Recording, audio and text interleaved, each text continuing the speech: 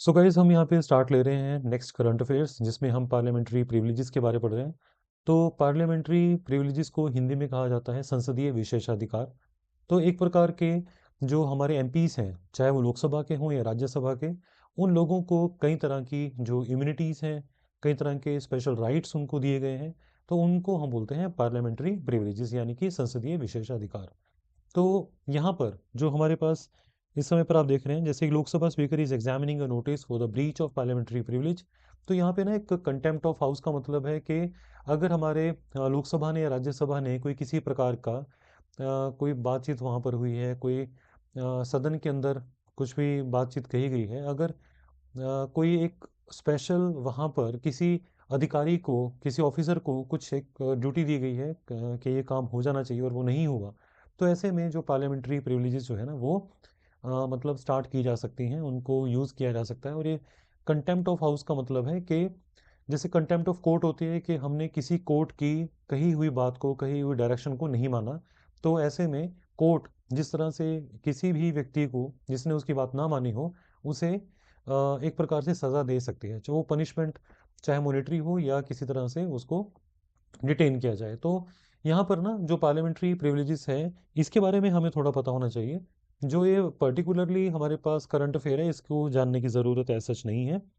कई बार जो हमारे माननीय संसद जो होते हैं, चाहे वो एमपी लोकसभा के हों या राज्यसभा के, उन लोगों के साथ अगर कोई मिसकंडक्ट होता है या उनकी डिसओबीडियंस होती है, जैसे स्पीकर हैं उनकी अथॉरिटी की डिसओबीडियंस होती है, तो ऐसे में एमपी की जो एक प्रिविलेज है, दैट यानी कि पार्लियामेंट्री प्रिविलेज, उसको स्टार्ट किया जा सकता है, उसको वो यहाँ पर मतलब लागू कर सकते हैं।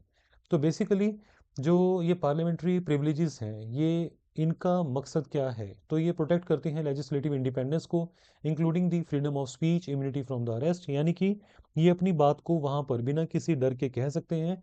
और इन्हें इम्यूनिटी भी दी गई है कि आपको जो भी आप संसद में बात कहेंगे, हमारे एमपीज जो संसद के अंदर कोई भी बात कहते हैं, फ्लोर पर कोई भी बात कही जाएगी तो उसको कहने के लिए उनको अरेस्ट नहीं किया जाएगा। साथ ही साथ यहाँ पर जब भी कोई किसी पर्सन के खिलाफ, मान लीजिए कोई जर्नलिस्ट है, उसने संसद के खिलाफ कोई बात कह दी है और बिना किसी प्रूफ के वो कह दी है, तो ऐसे में जो हमारी पार्लियामेंट है वो उस एक जर्नलिस्ट के खिलाफ या उस न्यूज़पेपर के या न्यूज़ चैनल के खिलाफ यहाँ पे पार्लियामेंट्री प्रिविलेज को स्टार्ट कर सकती है। और उसके तहत जो पर्सन है इसके लिए रिस्पॉन्सिबल है, उसके खिलाफ नोटिस, इन्वेस्टिगेशन और पनिशमेंट जो है यहाँ पे जारी की जाएगी। तो आपको इसमें सिर्फ जो चीज़ें याद रखनी चाहिए, पार्लियामेंट्री प्रिविलेज है क्या। So these are special rights और ये इम्यूनिटीज़ हैं। दैट मीन्स ये इम्यूनिटी का मतलब होता है कि यदि इन लोगों ने कुछ ऐसे यहाँ पर चीज़ें संसद के अंदर कह दी हैं तो उसके लिए इनको पनिश नहीं किया जाएगा। तो इन्हें स्पेशल राइट्स दिए गए हैं, यानी कि एमपीज़ को इम्यूनिटीज़ दी गई हैं और कुछ जगहों पे इनको एग्जाम्पशंस दी गई हैं। और ये पार्लियामेंट के हर एक जो सदस्य हैं उनको वहाँ की बनी हुई कमेटीज़ को, उनके मेंबर्स को दी गई हैं। So these privileges extend to, और याद रखिए यहाँ पे क्वेश्चन हो सकता है, क्या पार्लियामेंट्री प्रिविलेज जो है अटॉर्नी जनरल ऑफ इंडिया को दी जाती हैं? ऑल दो आपने याद रखना है, अटॉर्नी जनरल ऑफ इंडिया, जैसा आपने पॉलिटी में पढ़ा होगा कि ये हमारे संसद का पार्ट नहीं होते, लेकिन attorney general of India legal point of view से चीज़ों को या कार्रवाई को सुनने के लिए वो किसी भी जैसे राज्यसभा या लोकसभा के अंदर वहाँ पर जाकर मीटिंग या जो वहाँ पे प्रोसीडिंग्स हो रही हैं उनको अटेंड कर सकते हैं, लेकिन वहाँ पे वोट नहीं कर सकते। तो इसीलिए ये यहाँ पे आपको याद रखना है कि जो पार्लियामेंट्री प्रिविलेजेस हैं वो अटॉर्नी जनरल ऑफ इंडिया को दी गई हैं, ऑल्दो वो हमारी संसद का पार्ट नहीं है, ये याद रखना है आपने। और जबकि हमारी जो पार्लियामेंट का इंटीग्रल पार्ट है वो प्रेसिडेंट है, लेकिन उनको ये जो पार्लियामेंट्री प्रिविलेजेस हैं वो यहाँ पे नहीं दी गई हैं। आप इसको ऐसा ना समझें कि प्रेसिडेंट को दैट मीन्स ये काफ़ी कम एक जैसे प्रिविलेज यहाँ प्रोवाइड की गई, तो ऐसा नहीं है। जो हमारे प्रेसिडेंट हैं या गवर्नर हैं उनको अलग से इम्यूनिटीज़ वगैरह प्रोवाइड की गई हैं। उसके बाद अगर हम यहाँ पर बात कर रहे हैं कि ऑब्जेक्टिव क्या है इनका, ताकि जो पार्लियामेंट के अंदर जितने भी सांसद हैं वो अपनी बात को रख सकें और जो संसद की गरिमा है उसको संसद के अंदर और संसद के बाहर प्रोटेक्ट किया जा सके। लोग जो हैं वो बेवजह या बिना किसी प्रूफ के या बेसलेस कोई भी किसी तरह के अगर आरोप संसद या सांसदों के ऊपर लगा रहे हैं, तो ऐसे में उन लोगों को पनिश किया जाना चाहिए जो लोग इस तरह से सांसदों की और साथ ही साथ संसद की गरिमा को जो लोअर डाउन कर रहे हैं। ये जो प्रिविलेजेस हैं वो कितनी तरह की होती हैं, जो विशेषाधिकार हैं? वो एक होती है that is a collective privilege. That means जब पूरे के पूरे सदन के लिए ये स्टार्ट किया जाता है उसको बोलते हैं कलेक्टिव, यानी कि सभी के लिए।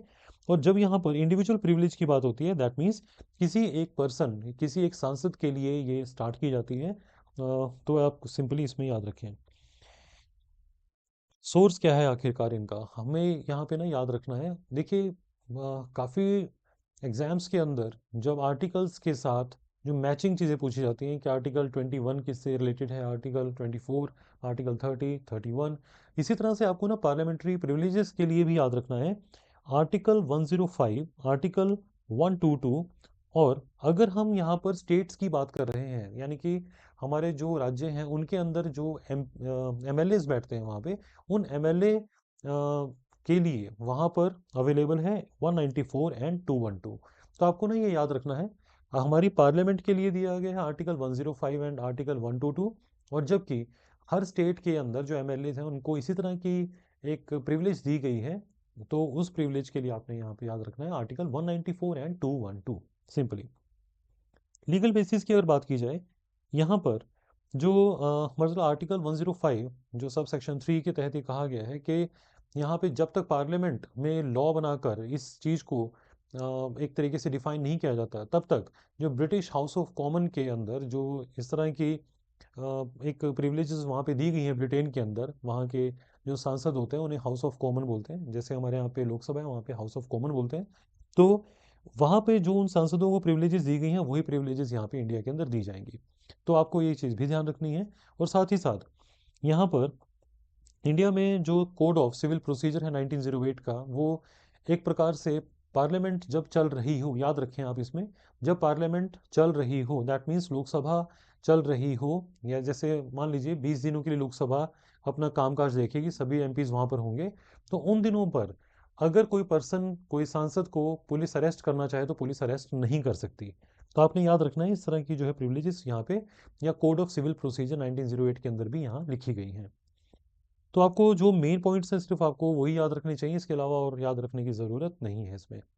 एक और यहाँ पे क्वेश्चन आपके पास हो सकता है, ये इंपॉर्टेंट है आपके लिए कि ये जो हमारी कन्वेंशन है पार्लियामेंट के अंदर इस प्रकार की जो चीज़ें फॉलो की जा रही हैं उसके पीछे आखिरकार बेसिस क्या है। तो आपने यहाँ पे बोलना है कि ये हम ब्रिटिश जो पार्लियामेंट्री प्रैक्टिस है उसके उसको फॉलो कर रहे हैं, आपको ये पता हो। साथ ही साथ पार्लियामेंट्री प्रोसीजर्स यहाँ पे मान लीजिए हमने ये पार्लियामेंट्री प्रिविलेज को स्टार्ट करना है, इसको एंजॉय करना है, तो उसके लिए कोई ना कोई प्रोसीजर होगा वहाँ पर। तो आपने ये याद रखना है कि rules of procedure and conduct of business होते हैं लोकसभा और राज्यसभा के अलग अलग। तो वहाँ पर चीज़ें लिखी हुई हैं कि आखिरकार ऐसे में क्या किया जाएगा और कौन कौन से स्टेप्स लिए जाएंगे। तो वहाँ पे rules of procedure and conduct of business के तहत ये चीज़ें मेंशन की गई हैं। यदि कोई पर्सन जो सांसदों को और संसद को जो एक प्रिविलेज दी गई है, अगर उसको ब्रीच करता है यानी कि उसको वायलेट करता है, तो उस पर्सन के खिलाफ जो है यहाँ पे कार्रवाई स्टार्ट की जाएगी। वो चाहे हम इंडिया में कोई भी मेंबर हो या दूसरा कोई सांसद हो जो दूसरे सांसद के खिलाफ ऐसी बात कर रहा है और या डिसऑनर कर रहा है हमारी संसद को। इसी तरह से यहाँ पर जो प्रिविलेज मोशन है इसमें याद रखिए, मान लेते हैं एग्जाम्पल लेते हैं इसमें कि अगर कोई न्यूज़ जो है एक फेक न्यूज़ किसी टीवी न्यूज़ के थ्रू जो है स्प्रेड हो गई है, तो ऐसे में, और वो पार्लियामेंट के अगेंस्ट थी, तो ऐसे में यहाँ पे प्रिविलेज मोशन जो है ना वो स्टार्ट की जा सकती है उस न्यूज़ चैनल के खिलाफ। तो वो स्टार्ट कैसे होगी, यहाँ पे एक जो मिनिस्टर होंगे, यानी कि जो भी पर्सन है, यहाँ कोई मिनिस्टर जो है ना इसको स्टार्ट करेंगे, या यहाँ पर कोई भी मेंबर एक नोटिस दे सकता है स्पीकर को कि सर मैं मुझे लगता है कि यहाँ पर संसद की गरिमा को कम करने की कोशिश की गई है बाय दैट न्यूज़ चैनल, तो इसके लिए इसको जो है यहाँ पर बुलाया जाना चाहिए और इसकी इंक्वायरी की जानी चाहिए। तो इस तरह से ये स्टार्ट किया जाता है। यदि कोई यही काम किसी एक सांसद ने किया हो तो दूसरा सांसद उसके खिलाफ ये काम स्टार्ट कर सकता है। और यहाँ पर मतलब एक प्रकार से किसी एक एमपी को इस प्रकार की कोई भी स्टेटमेंट देने से रोकने के लिए प्रिविलेज मोशन को स्टार्ट किया जाता है। तो आपको बस इतना इसमें याद रखना है। कमेटी ऑफ प्रिविलेज के अंदर हम देखते हैं यहाँ पे जो इसकी कमेटी बनती है, जो इस केसेस को चेक करती है कि हाँ किसी पर्सन ने हमारे खिलाफ इस तरह की स्टेटमेंट दी है नहीं, तो आपको इसमें याद रखना है ये सेमी जुडिशियल होती है नेचर में। सेमी जुडिशियल का मतलब होता है, क्योंकि जुडिशरी क्या होती है, जिसके अंदर आप लोगों को अपने सामने गवाही के लिए या अपना पक्ष रखने के लिए बुला सकते हैं, दैट इज कि समन कर सकते हैं, आप किसी को बुला सकते हैं। तो इसी तरह से जो ये कमेटी होती है जो इस प्रकार के मामलों की जांच करती है, कमेटी ऑफ प्रिविलेज, वो भी अपने सामने उस एक व्यक्ति को जिसके ऊपर आरोप लगाए गए हैं उसे अपने सामने आने के लिए कह सकती है। और वो उसे ये भी कहा जा सकता है कि वो अपने साथ वो डॉक्यूमेंट्स वगैरह भी, जो रिक्वायर्ड डॉक्यूमेंट्स हैं, वो भी साथ में लेकर आए।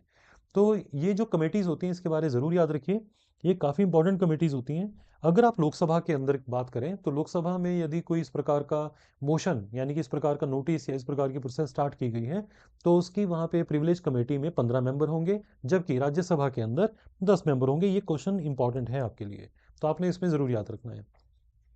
इसके अलावा अगर यहाँ पे कंटेम्प्ट ऑफ हाउस की बात की जाए, that means contempt of house का मतलब होता है कि अगर कोई व्यक्ति जिसे या कोई ऑफिसर या कोई वहाँ पार्लियामेंट का कोई मेंबर अगर किसी प्रकार से जो अथॉरिटी है उस सदन की उसको कम करने की कोशिश करता है, तो ऐसे व्यक्ति को जो है ना यहाँ पे कंटेम्प्ट ऑफ हाउस के तहत उसके खिलाफ कार्रवाई शुरू की जाती है। यानी कि आपने अवमानना की है हमारे जो हाउस की, यानी कि लोकसभा की या राज्यसभा की। तो आपको सिंपली याद रखें दैट जितनी भी तरह की जो ब्रीचेस हैं प्रिविलेजेस को लेकर, वो कंटेम्प्ट ऑफ हाउस ही मानी जाती हैं। लेकिन कंटेम्प्ट ऑफ हाउस एक बड़ी चीज़ है, और कंटेम्प्ट ऑफ हाउस एक तरीके से आप कह सकते हैं कि जैसे साइलोजिज्म में हम देखते हैं कि बड़ा सर्कल है और उसके अंदर एक छोटी चीज़ होती है, दैट इज ही जो पार्लियामेंट्री प्रिविलेजेस की ब्रीच। तो आपने जैसे अगर कोई पर्सन को बुलाया गया, जैसे मैंने आपके न्यूज़ चैनल का एग्जांपल दिया था, यदि वो नहीं कमेटी के सामने आता तो उसे कंटेम्प्ट ऑफ हाउस मान लिया जाएगा। तो सिंपली डिसोबिंग, अगर कोई डिसोबे कर रहा है किसी ऑर्डर को, तो या डेरोगेटरी रिमार्क्स दे रहा है यहाँ पर, तो इस प्रकार की चीज़ों को काउंट किया जाएगा, that is the contempt of house के तहत। इसके अलावा और कुछ इसमें इंपॉर्टेंट नहीं है, इसमें छोड़ सकते हैं।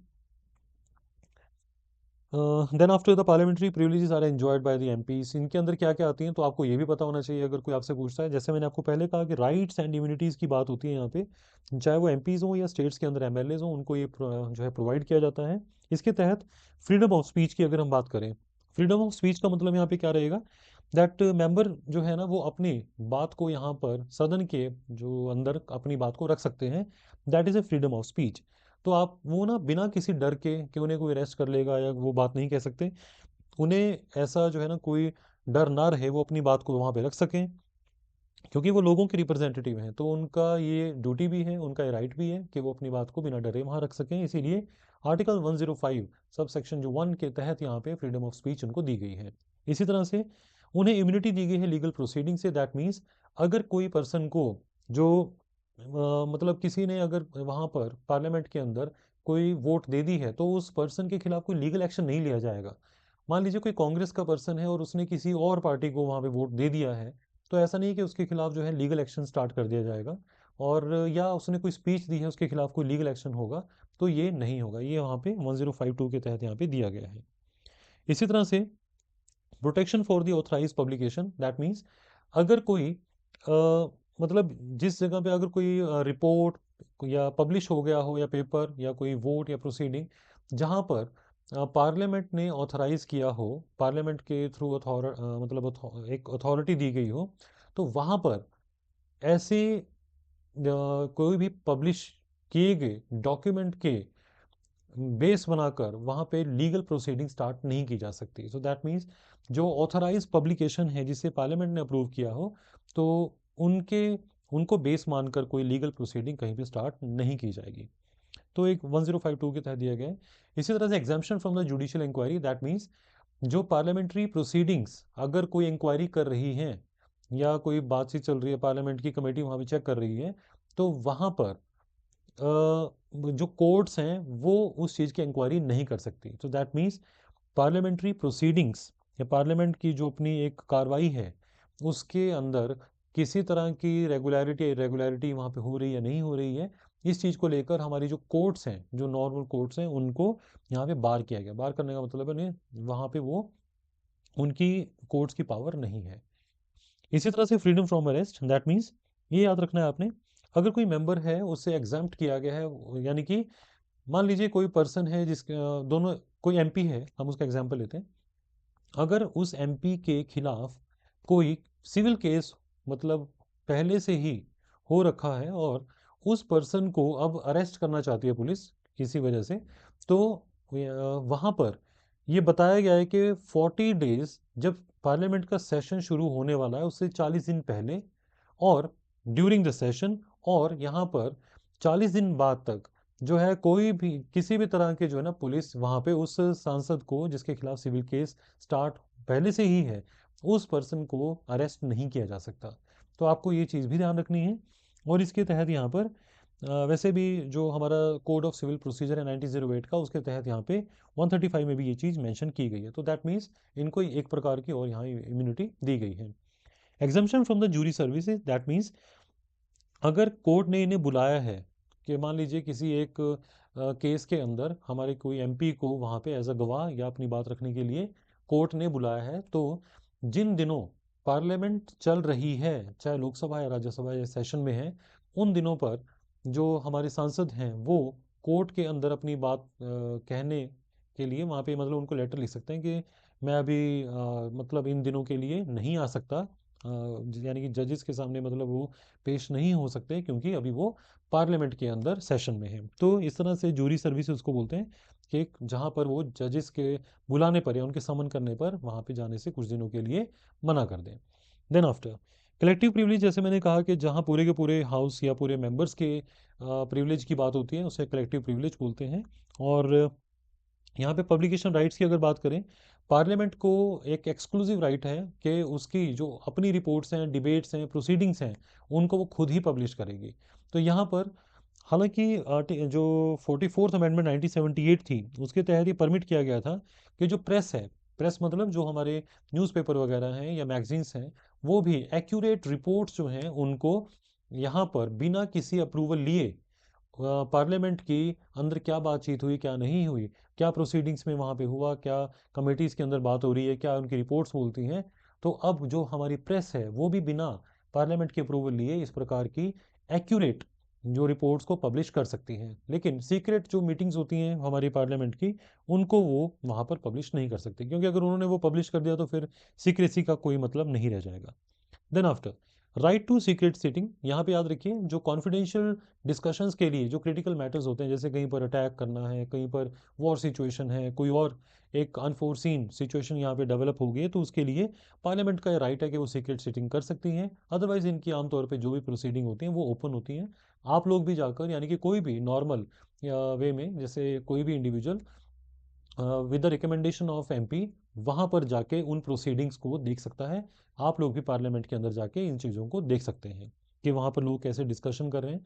तो ये इसको बोलते हैं दैट्स, लेकिन वो सीक्रेट सीटिंग कर सकते हैं जिसमें आप लोगों को वहाँ पे अलाउ नहीं किया जाएगा कि वो लोग क्या डिस्कस कर रहे हैं। Then after rule making and the disciplinary जो अथॉरिटी है, दैट मीन्स पार्लियामेंट अपने खुद के रूल्स ऑफ प्रोसीजर यहाँ पे बना सकती है, और कंडक्ट बिजनेस कैसे वहाँ पे रोज़मर्रा का काम होगा उसको कंडक्ट बिजनेस बोलते हैं। तो उनके लेकर भी ये अपने अपने रूल्स यहाँ पे बना सकती हैं, और ये लोकसभा के अलग होते हैं, राज्यसभा के अलग होते हैं। देन आफ्टर इसी तरह से right to information, that means जो अगर legislature must be immediately informed about the arrest, detention, conviction, imprisonment और release of any of its member, that means अगर कोई एमपी को यहाँ पर पकड़ लिया गया है, उसे डिटेन कर लिया गया है, अरेस्ट हो गया है, उसे जेल में डाल दिया गया है किसी वजह से, तो तुरंत जो है ना सदन को बताना पड़ता है कि इस सदन का एक सदस्य जो है ना उसके साथ ये अभी हुआ है। देन आफ्टर इंक्वायरी और समनिंग पावर, तो मैंने आपको ऑलरेडी बताया कि ये कंडक्ट कर सकते हैं इंक्वायरी, किसी भी विटनेस को समन कर सकते हैं, और ये डिमांड कर सकते हैं जो रेलिवेंट डॉक्यूमेंट्स हैं या रिकॉर्ड्स हैं। तो आपको ना ये जो चीज़ें हैं वैसे पॉलिटी के अंदर ऑलरेडी स्टूडेंट्स जो हैं कवर कर लेते हैं, तो आपको ना ये थोड़ा एक बड़े लेवल पर चीज़ों को ध्यान में रखना है। देन आफ्टर यहाँ पर इसका प्रोसीजर क्या रहेगा, प्रोसीजर के अंदर हमें सबसे पहले यहाँ पे नोटिस देते हैं। A member gives written notice to the presiding officer, चाहे वो यहाँ पे लोकसभा के स्पीकर हो या राज्यसभा के चेयरमैन हो। सबसे पहले जिस भी पर्सन को लगता है कि उसकी प्रिविलेज जो है या सदन की प्रिविलेज को नुकसान हुआ है, तो वहाँ पर सबसे पहले मोशन यानी कि नोटिस दिया जाएगा। फिर उसके बाद जो वहाँ पे स्पीकर हैं या चेयरपर्सन है उसको एग्जामिन करेंगे, और फिर उसके ऊपर वो येस और नो करके चीज़ आगे बढ़ेगी। और यहाँ पर इफ कंसेंट इज गिवन, यानी कि अगर यहाँ स्पीकर ने लोकसभा में, राज्यसभा के अंदर चेयरपर्सन ने इसको ओके कर दिया कि हाँ ठीक है बिल्कुल इसको मैं एक्सेप्ट करता हूँ, तब यहाँ पर मेंबर जो है जिसने ये स्टार्ट किया हो, ही और she may ask for the leave of the house to raise the issue, that means तो फिर उसको जो है ना लीव ऑफ द हाउस बोलते हैं। और यहाँ पर इसका मतलब है कि उस एक पर्टिकुलर चीज़ को जिस मुद्दे को उठाया जा रहा है इससे संबंधित, तो 25 मेंबर्स की सपोर्ट वहाँ पे होगी और उसके बाद लीव जो है ग्रांट की जाएगी। एक्शन का मतलब यहाँ पे क्या है, फिर उसके बाद यहाँ पर या तो हाउस जो यानी कि जो सदन है वो या तो कमेटी ऑफ प्रिविलेज को भेज देगा कि इस चीज़ को, इस मुद्दे की तह तक जाया जाए कि जो यहाँ पे माननीय सांसद ने मुद्दा उठाया है और उसको 25 लोगों ने सपोर्ट भी किया है, तो यहाँ पे उस मुद्दे को गहराई तक उसकी जांच करने के लिए कमेटी ऑफ प्रिविलेज बनाई जाती है। और ऐसे में पनिशमेंट भी यहाँ पे उसका प्रोविज़न भी है कि अगर हाउस का डिसीजन यहाँ पर आ जाता है कि हाँ ऑफेंडर जो है उसने ये काम किया है, तो उसको जेल में भी डाला जा सकता है और इसी तरह से रेप्रीमेंड या एडमोनिश यानी कि उसको वार्न किया जा सकता है at the bar of the house, या उससे जो है ना यहाँ पे सस्पेंड भी किया जा सकता है। दैट मीन्स ये जो बात हो रही है अभी, ये हो रही है एक सांसद के खिलाफ जब इस तरह की बात शुरू हो जाए, दैट मीन्स किसी एमपी ने ही ये काम शुरू कर दिया हो, यानी कि एक एमपी ने दूसरे एमपी के ऊपर आरोप लगाए और वो आरोप अगर साबित हो जाते हैं, तो ऐसे में जो एमपी है, कोई भी जो मेंबर ऑफ पार्लियामेंट है, उसको इम्प्रीजन किया जा सकता है, उसको सस्पेंड एक्सपेल किया जा सकता है, उसे वॉर्न किया जा सकता है। तो ये चीज़ें ध्यान रखिए आप। नेक्स्ट यहाँ पे हम जो करंट अफेयर देख रहे हैं that is about the BRICS in the era of Jio political shift. तो यहाँ पर आपको ये याद रखना है दैट जो ब्राज़ील है उसने ब्रिक्स की जो प्रेसिडेंसी है वो इंडिया को अभी शिफ्ट कर दी है यहाँ पर। और इसी तरह से यहाँ पर जो आपको मेनली यहाँ पे क्वेश्चन हो सकते हैं,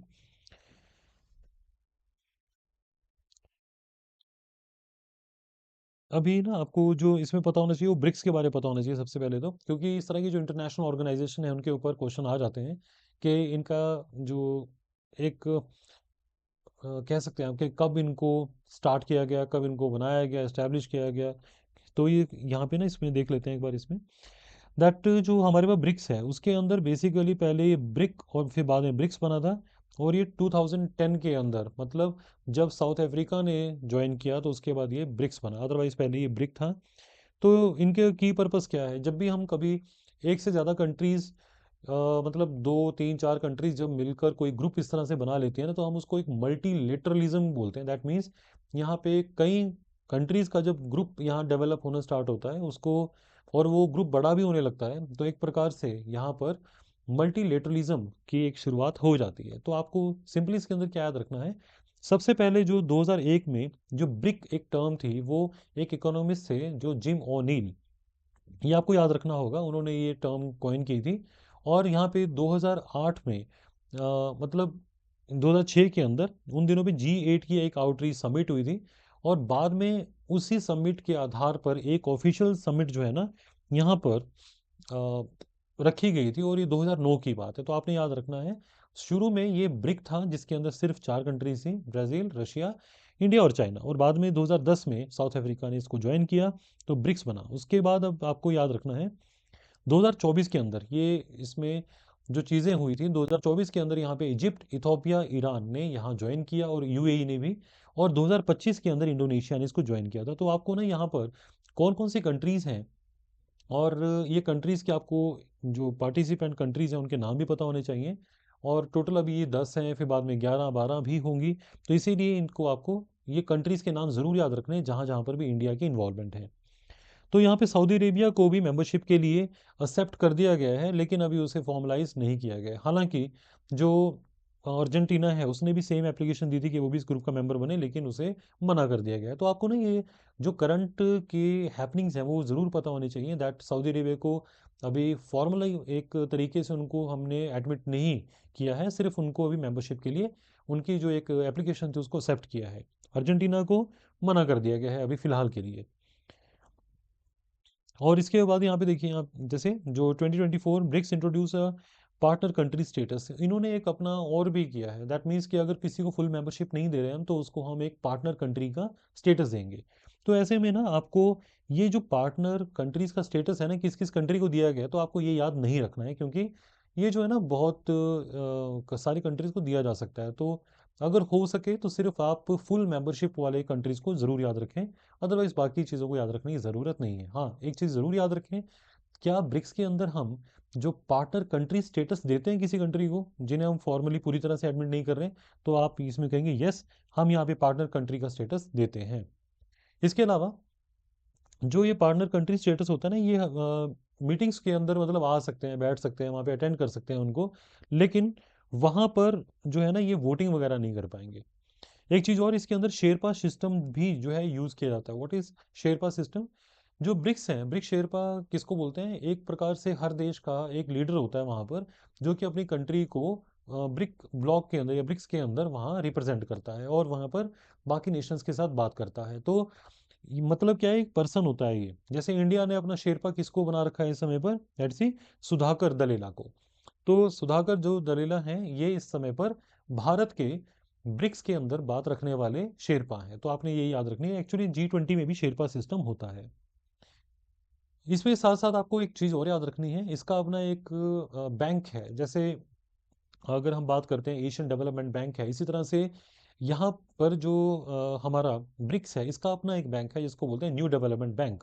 तो न्यू डेवलपमेंट बैंक 2015 के अंदर स्टार्ट किया गया था, ताकि जो हमारी यहाँ पे कंट्रीज़ हैं जिनको ज़रूरत है आज इन्वेस्टमेंट की, तो उन्हें वर्ल्ड लेवल के, जैसे IMF है या वर्ल्ड बैंक है, तो उन जगहों से लोन ना लेना पड़े, उनको लोन देने के लिए यहाँ पे न्यू डेवलपमेंट बैंक की शुरुआत की गई थी। तो आपको सिर्फ ये भी याद रखना है इसके अंदर। और इस बैंक की जो मेंबरशिप है, that is open to United Nation के हर मेंबर के लिए। तो ये मतलब नहीं है कि ब्रिक्स के अंदर सिर्फ कुछ ही कंट्रीज वहाँ पे, जो इनका बैंक है उसके अंदर कुछ ही कंट्रीज को एक तरीके से हम एडमिशन देंगे, नहीं।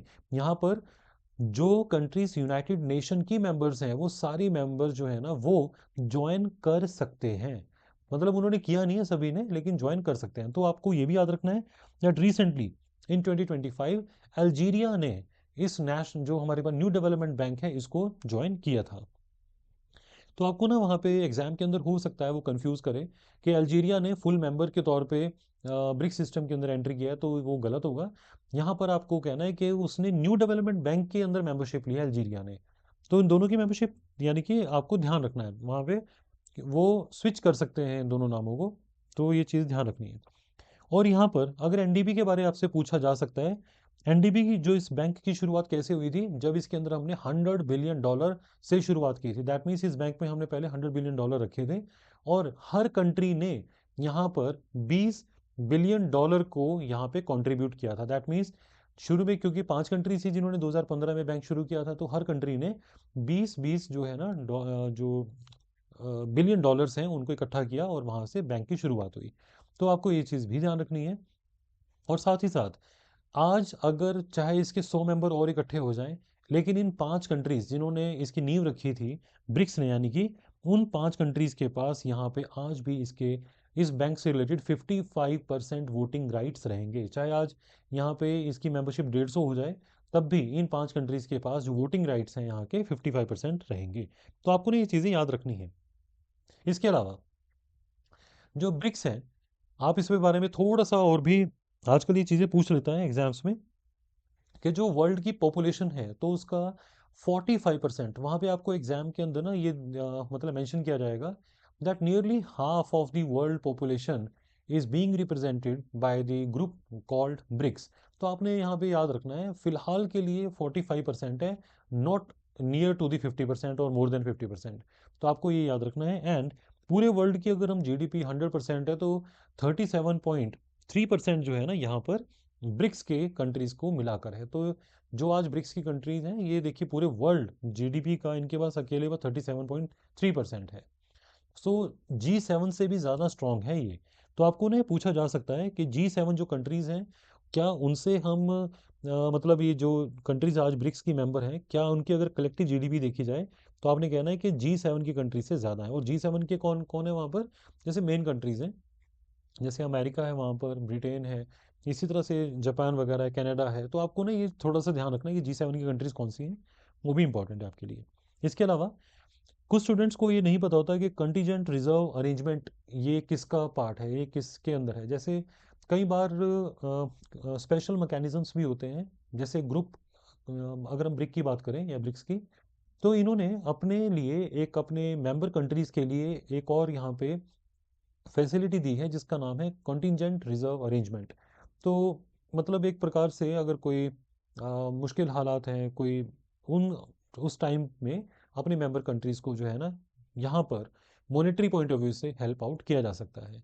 और आपने साथ ही साथ याद रखना है, जो न्यू डेवलपमेंट बैंक है वैसे 2014 में इसको बना दिया गया था, लेकिन ये शुरुआत हुई थी 2015 से इसकी। और इसके अलावा एक ब्रिक्स ग्रेन एक्सचेंज वगैरह भी इन्होंने इनिशिएटिव लिया है।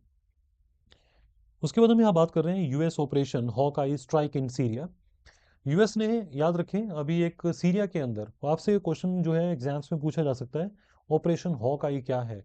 तो हॉक आई यहाँ पर सीरिया के अंदर यूएस ने जब स्ट्राइक की है, वो भी वहाँ पर जो इस्लामिक स्टेट्स के ये एक आउटफिट है जो कि टेररिज्म मतलब स्प्रेड करते हैं, और टेररिज्म की वजह से इन्होंने सीरिया में कब्जा किया हुआ है। तो इनके ऊपर अटैक शुरू किया था ऑपरेशन सी जो हॉक आई के तहत। बस आप इतना याद रखें, सीरिया में देखने को मिला था।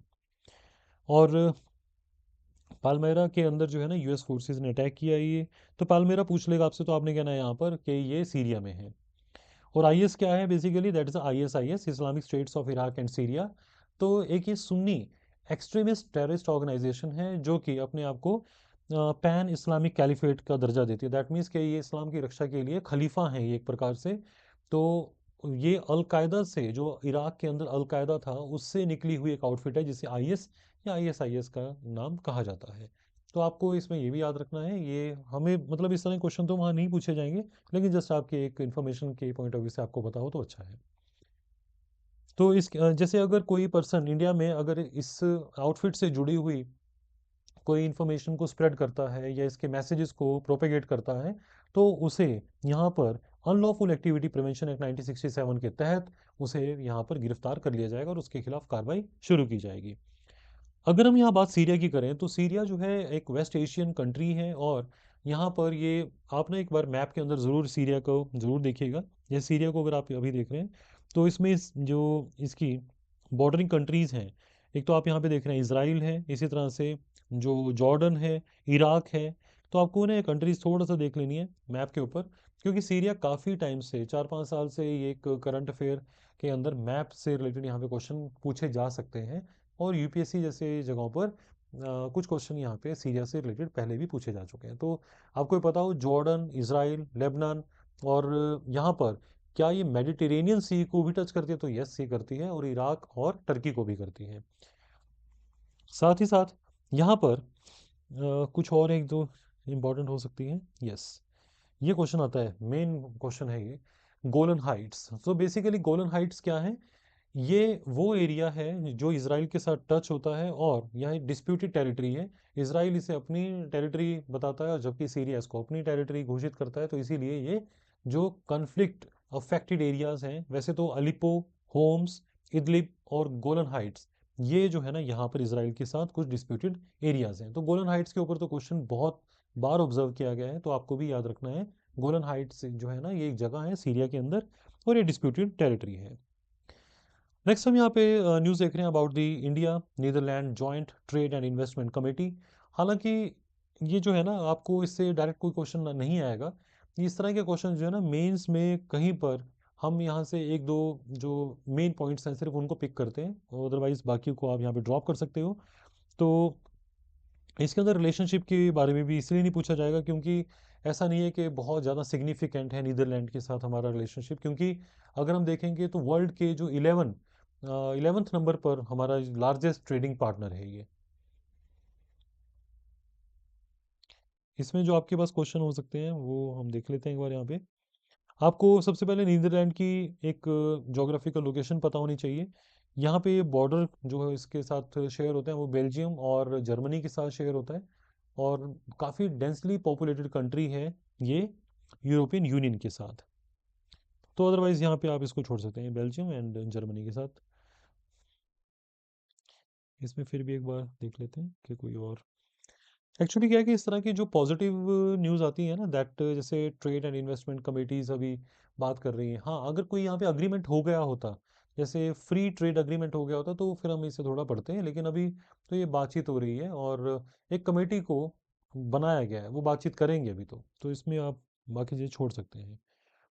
उसके बाद हम यहाँ बात कर रहे हैं that is he super kilonova. Super kilonova क्या है यहाँ पे? सुपर किलोनोवा से पहले आपको किलोनोवा के बारे में पता होना चाहिए। जब यहाँ कभी, ये साइंस में आप ऑलरेडी पढ़ते हो, जब दो न्यूट्रॉन स्टार जो है ना वो कोलाइड होते हैं, दैट मीन्स वो जब आपस में टकराते हैं, न्यूट्रॉन स्टार किसे बोलते हैं?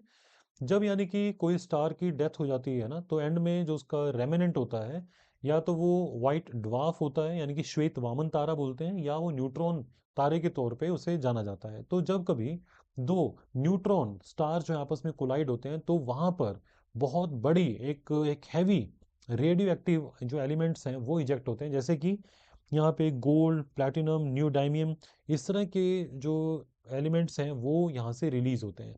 और इसके साथ ही साथ जैसे जैसे जो पार्टिकल्स हैं ये डिके होना स्टार्ट होते हैं, तो यहाँ पर ऑप्टिकल और इंफ्रारेड एमिशन स्टार्ट होती हैं। दैट मीन्स एक प्रकार की यहाँ पे एमिशंस जो है ना, जैसे लाइट्स की लाइट निकलती है, उसी तरह से यहाँ पे कुछ इंफ्रारेड या ऑप्टिकल एमिशंस निकलती हैं, तो उस एक इवेंट को बोलते हैं किलोनोवा। तो यहाँ पे सुपर किलोनोवा क्या है यहाँ पे? जब यहाँ पे एडिशनल जो एनर्जी सोर्स है, it begins with the supernova explosion. तब क्योंकि हम साइंस में या ज्योग्राफी में इसको पढ़ते हैं कि वहाँ पर हमने जैसे एक्सप्लोजन होता है किसी तारे की जब डेथ हो रही होती है, डेथ फेज में, और या सुपरनोवा यानी कि बहुत बड़े अमाउंट जब एनर्जी की निकलती है, बहुत दिनों तक वो लाइट रहती है आसमान में, और इस तरह से जब बहुत बड़े लेवल पर सुपरनोवा एक्सप्लोजन होता है और दो बड़े न्यूट्रॉन स्टार आपस में टकराते हैं, तब इस प्रकार की जो एनर्जी रिलीज होती है उसे हम वहाँ पे बोलते हैं सुपर किलोनोवा। तो ओवरऑल आपको सिंपली कहना है, जब भी सुपर किलोनोवा होता है तो उस समय पर ग्रेविटेशनल वेव्स डेवलप होते हैं, और ये चाहे लाखों करोड़ साल या लाखों करोड़ किलोमीटर दूर हो, तब भी ये वेव्स जो है ना पूरे यूनिवर्स के अंदर जो है स्प्रेड होती हैं, और इन्हें हम अर्थ के ऊपर डिटेक्ट करते हैं। और साथ ही साथ जैसे इलेक्ट्रोमैग्नेटिक ब्लास्ट वगैरह या ब्राइटर एंड लॉन्ग लास्टिंग या ना नॉर्मल किलोनोवा, इस तरह की लाइट्स जो है हमें ऑब्जर्व होती हैं। तो ओवरऑल आपको ये किलोनोवा एंड सुपर किलोनोवा थोड़ा सा आइडिया होना चाहिए। उसके बाद हम यहाँ बात कर रहे हैं इंडिया एंड, बेसिकली एक्चुअली ये न्यूज़ में क्यों था, क्योंकि यहाँ पर जो आईआईटी बॉम्बे या जो एस्ट्रोफिजिक्स इंस्टीट्यूट के हैं बेंगलुरु से, उन्होंने एक सुपर किलोनोवा की डिस्कवरी की थी। तो हो सकता है कि कोई कॉस्मिक एक्सप्लोजन काफ़ी पहले हुआ हो, उसकी लाइट उन्होंने अब ऑब्जर्व की है, तो ऐसा इसलिए न्यूज़ में था ये। बस आपको ये टर्म पता होनी चाहिए। अब देखिए यहाँ पे एक न्यूज़ है that is about the India and the New Zealand जो एफटीए है। देखिए यहाँ पे फ्री ट्रेड अग्रीमेंट है। तो फ्री ट्रेड अग्रीमेंट जब भी किसी कंट्री के साथ हम करते हैं ना, तो इसका मतलब है हमारे उस कंट्री के साथ रिलेशन काफ़ी अच्छे हैं। और अब यहाँ से काफ़ी तरह के जो प्रोडक्ट हैं, अगर न्यूजीलैंड से इंडिया में आएंगे या इंडिया से न्यूजीलैंड में जाते हैं, तो वहाँ पर कंट्री जो है ना उन प्रोडक्ट्स की ऊपर कम टैक्स लगाएगी। दैट मीन्स हमें आपस में इतना फेथ है कि अब जो कि वहाँ से आने वाले प्रोडक्ट इंडिया में किसी तरह से यहाँ की जो लोग हैं या उनकी लोगों के जो रोज़गार हैं उस पर कोई बैड इफेक्ट नहीं पड़ेगा। क्योंकि मान लीजिए अगर हम पहले न्यूजीलैंड से कोई सामान 100 रुपीज़ का मंगवाते थे, तो इंडिया में हम उसके ऊपर लेट से 20 रुपीज़ का हमने वहाँ पे इंपोर्ट टैक्स लगा दिया या इंपोर्ट ड्यूटी लगा दी, तो इंडिया में वो चीज़ 120 रुपये की सेल होगी। तो दैट मीन्स वही चीज़ अगर इंडिया में बन रही है और इंडियन मेड जो चीज़ है वो 100 रुपये की है, तो नेचुरली यहाँ के लोग 100 रुपीज़ वाली चीज़ को बाय करेंगे। बहुत कम लोग होंगे जो न्यूजीलैंड से आई हुई चीज़ को 100 + 20 रुपीज़ की इम्पोर्ट ड्यूटी के बाद 120 रुपये में बाय यहाँ पे करेंगे। तो अगर हमने अब आपस में एफटीए कर लिया, तो जिसका मतलब अब ये है कि यहाँ पर अब वो जो 20 रुपीज़ की ड्यूटी पहले हम लगा रहे थे, अब वो नहीं लगाएंगे या काफ़ी कम कर देंगे, यानी कि 1 या 2 रुपये कर देंगे, ताकि न्यूजीलैंड से आने वाले प्रोडक्ट भी अब भारत के अंदर 100, 101, 102 रुपये के यहाँ पर वो सेल होंगे। तो लोग अब न्यूजीलैंड के प्रोडक्ट्स भी ले सकते हैं। तो इसीलिए एफटीए से होता क्या है कि जो सामान है उसका इंपोर्ट एक्सपोर्ट काफ़ी बढ़ जाता है, और ये काफ़ी अच्छी चीज़ होती है। हमारे लोगों के जो सामान इंडिया में नहीं बिक रहा है, वो अब हम भी उसी तरह से रेसिप्रोकली जो न्यूजीलैंड के अंदर जाकर अपने सामान को एक्सपोर्ट कर सकते हैं। सो एफटीए यहाँ पर हुआ है अभी। That means India and New Zealand announced the conclusion of talk on the FTA, under which the New Zealand will grant zero duty access to the 100% of Indian exports. That means India से हर वो चीज़ जो New Zealand के अंदर भेजी जा रही है उसके ऊपर वहाँ पर अब 0% ड्यूटी लगेगी। यानी कि अगर हम यहाँ पर 100 रुपीज़ की चीज़ वहाँ भेज रहे हैं, तो वहाँ पर भी वो 100 रुपीज़ के ही मार्केट के अंदर सेल होगी, यानी कि लोगों के सामने रखी जाएगी। अदरवाइज अगर पहले का सिनेरियो देखें तो वो अगर 20% की ड्यूटी लगेगी, तो भारत का जो प्रोडक्ट यहाँ से 100 रुपये में हमने भेजा है न्यूजीलैंड में, तो वहाँ की मार्केट में वो 120 रुपये का बिकेगा, तो लोग वहाँ पे शायद वहाँ के लोग ना लें। तो इसीलिए एक तरह से ये जो है ना, जिन कंट्रीज़ के साथ हमारे अच्छे बातचीत है, डिप्लोमेटिक रिलेशन अच्छे हैं और सहयोग है जिनके साथ, फेथ है आपस में, उनके साथ हम एफटीए करते चले जाते हैं। तो एक हमारी डिप्लोमेसी की जीत होती है और हमारी इकोनॉमी के लिए ये काफ़ी पॉजिटिव साइन होता है। तो इससे हमारी ना एक वर्ल्ड लेवल पे जो कमिटमेंट है या हमारी जो एक छवि है वो और भी ज़्यादा स्ट्रांग होती है। तो ओवरऑल यहाँ पर अगर बात की जाए, आपस में अभी ये बात कर रहे हैं कि ठीक है हम 20 बिलियन की एफडीआई वगैरह भी करेंगे नेक्स्ट 15 ईयर्स में, ये ज़्यादा ज़रूरी नहीं है। So you need to remember only that अभी 100% जो इंडियन एक्सपोर्ट्स को हैं उनको 0% ड्यूटी के साथ आगे एक्सपोर्ट किया जा सकता है।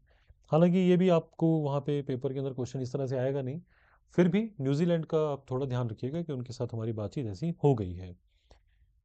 बाकी आप इसके अंदर की जो ड्यूटीज़ हैं, टैरिफ हैं, उसको आप यहाँ पे छोड़ सकते हैं, और इसमें और कुछ यहाँ पे नहीं है। इसी तरह से जैसे मोबिलिटी प्रोविजंस भी हैं यहाँ पे, दैट मीन्स अभी ये नहीं है कि न्यूजीलैंड के अंदर जो है सिर्फ 3,000 4,000 या 5,000 या 10,000 लोग ही एक साल के अंदर वहाँ पे एज अ स्टूडेंट जा सकते हैं, तो ये कैप नहीं है।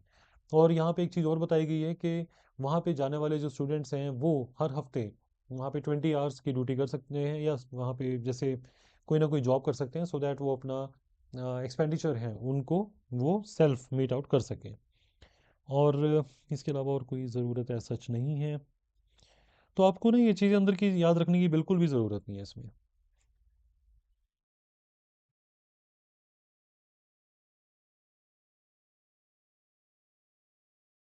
इसमें आपको ये याद नहीं रखना है।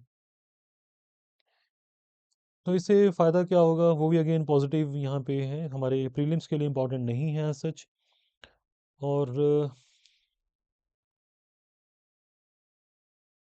यहाँ पे आप इनको छोड़ सकते हैं। जैसे मैंने आपको बताया फ्री ट्रेड एग्रीमेंट्स क्या होते हैं, जब हम जो टैरिफ हैं या बैरियर्स हैं, टैरिफ का मतलब होता है जो लगने वाले टैक्सेस हैं उनको या तो कम कर दें या ज़ीरो कर दें, इसी तरह से बैरियर्स का मतलब है, बैरियर को भी समझें आप एक बार। जैसे मान लीजिए भारत में हम दिवाली के समय पर यहाँ पे दिए बनाते हैं, तो दिए बनाने के लिए आपने देखा होगा कई बार जो कुम्हार होते हैं वो बच्चे भी कई बार उनके जो है दिए बना रहे होते हैं, दैट मीन्स उस दिए के अंदर एक ह्यूमन लेबर इन्वॉल्व है, वो भी चाइल्ड लेबर। तो ये अगर प्रोडक्ट यूरोपियन कंट्रीज़ में या जैसे डेवलप्ड कंट्रीज की तरफ जाता है ना, तो वो इस चीज़ को बुरा मानते हैं कि चाइल्ड लेबर वाले प्रोडक्ट को जो है वो मना करेंगे, तो इसको बोलते हैं बैरियर।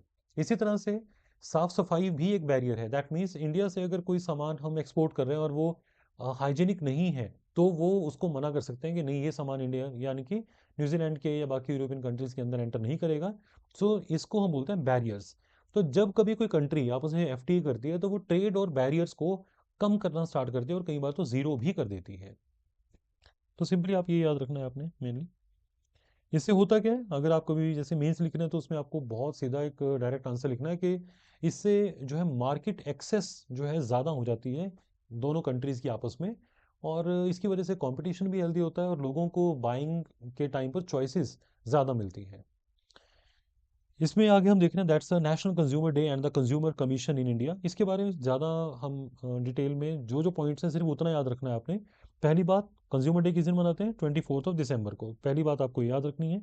दूसरा, जैसा आपने कभी ना कभी एडवर्टीजमेंट देखी होगी दैट कंज्यूमर्स को अपने राइट्स पता होने चाहिए, और कंज्यूमर्स को लेकर यानी कि जागो ग्राहक जागो के नाम से एक पहले भी मुहिम चलाई गई थी, तो वो इसीलिए थी कि जो कंज्यूमर्स हैं उनको अपने राइट्स के बारे में नॉलेज होनी चाहिए। तो बेसिकली नेशनल कंज्यूमर डे हम क्यों मनाते हैं? क्योंकि इस दिन जो कंज्यूमर प्रोटेक्शन एक्ट 1986 है उसको प्रेसिडेंट की तरफ से जो है असेंट यानी कि उनकी एक तरह से यस मिल गई थी। तो आपको याद रखना है। दूसरा इसका थीम जो आपको याद रखना है 2025 का, efficient and speedy disposal through the digital justice. तो ये आपको ज़रूर याद रखना चाहिए जो जो पॉइंट्स मैं बता रहा हूँ सिंपली। अगर हम कंज्यूमर कमीशंस की बात करें तो ये होते क्या है ये भी आपको याद रखना ज़रूरी है। ये क्वासी जुडिशियल बॉडीज़ होती हैं, यानी कि एक प्रकार से अर्ध जो आप कह सकते हैं, क्वासी का मतलब होता है जैसे जो पूरा नहीं है, अभी आधा है, क्वासी उसको कहेंगे। हम हाफ यहाँ पे वर्ड यूज़ नहीं करते, इसको आप क्वासी जुडिशियल बोलेंगे। तो दैट मीन्स जो अर्ध न्यायकारी जो संस्थाएं हैं, that means quasi judicial bodies. और ये किस एक्ट के तहत बनाई गई हैं? ये कंज्यूमर प्रोटेक्शन एक्ट 1986, जिसे बाद में अब कंज्यूमर प्रोटेक्शन एक्ट 2019 के अंदर इस एक्ट को बदला गया था। तो ये वो कमीशंस होते हैं, ठीक है। तो इन कमीशंस का काम क्या है?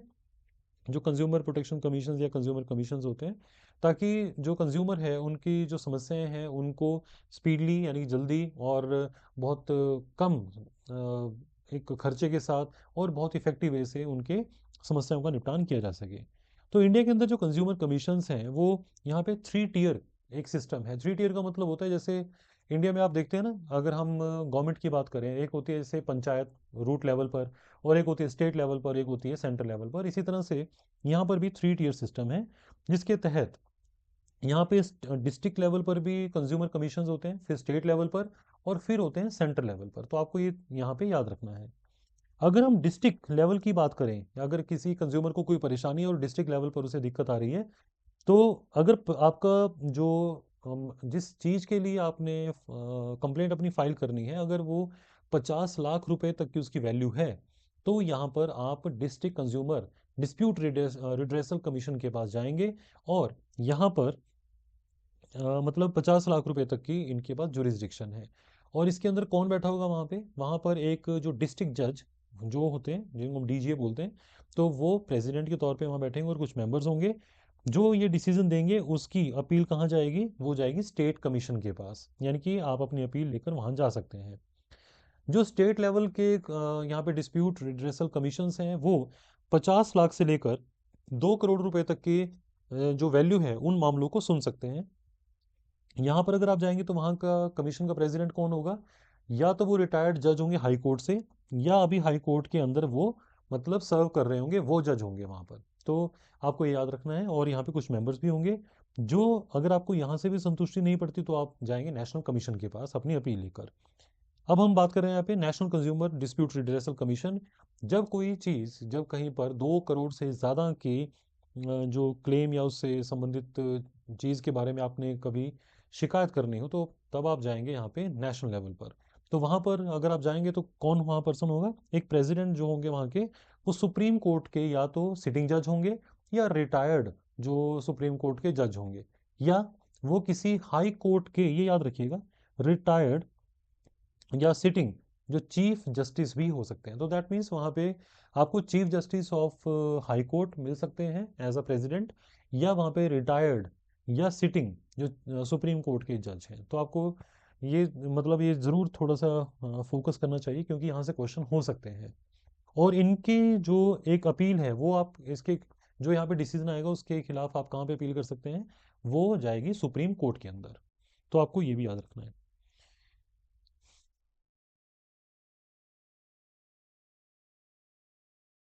सो गाइस, इस सेशन के लिए करंट अफेयर्स एनफ हैं। तो आई फील दैट आप पुराने करंट अफेयर्स को भी रिवाइज कर रहे होंगे, और साथ ही साथ जो जैसे आज हमने पार्लियामेंट्री प्रिविलेज को थोड़ा सा एक ब्रॉडर एस्पेक्ट को उसका चेक किया, तो ये चीज़ें ना पॉलिटी के, क्योंकि नए नए जो हमारे पास अब टॉपिक्स हैं, उन टॉपिक्स को भी हो सकता है सिविल सर्विसेज के अंदर जगह मिलनी शुरू हो जाए। तो इसीलिए आप लोग इस तरह के जो आर्टिकल्स हैं, या जहाँ जहाँ पर आपको गाइड किया गया है कि ये चीज़ें आपको आनी चाहिए, तो आई फील आप लोगों को इन जगहों पर स्पेशल फोकस करना चाहिए। और जिन जगहों पर या जिन टॉपिक्स में सिर्फ थोड़ा सा कम पढ़ने की ज़रूरत है, वहाँ पे उतना ही आप फोकस करें। तो अपने रिवीजन को बार बार करते रहें, और साथ ही साथ जो अपने छोटे छोटे जो नोट्स को बनाते रहें। Okay guys, thank you so much.